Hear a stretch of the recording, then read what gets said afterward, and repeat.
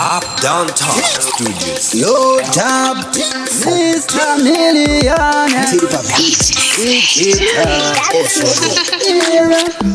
Sorry, Baba Mudik. Sorry, Baba Mudik. Ndineganya diki pate zimwe nguva kanondipinza muchiti. Tiri kudzanyana, vanhu tiri kupondana. Chasara kutyanana because tsitsisu hatichapanana. Ndati tiri kupondana, vanhu tiri kudzanyana. Kubva kudhara kutyanana because tsitsisu hatichapanana. Tene kugara patenunge address boss roti tabzi mboya mumbovhura face. Mabasa kandigeti pageta pana shed. Tikaona pakaboka titi zvekurova shed. Muriko here kumusoro pindira itenza. Titi zvekumwaya majecha. Toda kutaurirana zvomba zvangopera. Corruption ipapo zvayangopera. Tiri kudzanyana, vanhu tiri kupondana. Chasara kutyanana because tsitsisu hatichapanana. Ndati tiri kupondana, vanhu tiri kudzanyana. Kubva kudhara kutyanana because tsitsisu hatichapanana. Sorry zvenyu imimi, sorry henyu imimi. Ndaona matsamwa imimi but ndikutaura zviri kubata imimi. Kungoti muri mukuru kwandiri, saka kwamuri zviri sili. Handisi ndega ndiri kurwadziwa but zviri kurwadza munhu wese kusanganisira nini.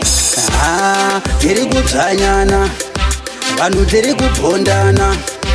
Chasara kutyanana because tsitsisu hatichapanana. Ndati tiri kupondana, vanhu tiri kudzanyana. Kubva kudhara kutyanana because tsitsisu hatichapanana. Tene kugara patenunge address boss roti tabzi mboya mumbovhura face. Mabasa kandigeti pageta pana shed. Tikaona pakaboka tidi zvekurova shed. Muriko here kumusoro pindira itenza. Tidi zvekumwaya majecha. Toda kutaurirana zvomba zvangopera. Corruption ipapo zvayangopera. Tiri kudzanyana, vanhu tiri kupondana. Chasara kutyanana because tsitsisu hatichapanana. Ndati tiri kupondana, vanhu tiri kudzanyana. Kubva kudhara kutyanana because tsitsisu hatichapanana. Sorry zvenyu imimi, sorry henyu imimi. Ndaona matsamwa imimi but ndikutaura zviri kubata imini. Kungoti muri mukuru kwandiri, saka kwamuri zviri sili. Handisi ndega ndiri kurwadziwa but zviri kurwadza munhu wese kusanganisira nini. Tiri kudzanyana, vanhu tiri kupondana. Chasara kutyanana because tsitsisu hatichapanana. Ndati tiri kupondana, vanhu tiri kudzanyana. Kubva kudhara kutyanana because tsitsisu hatichapanana.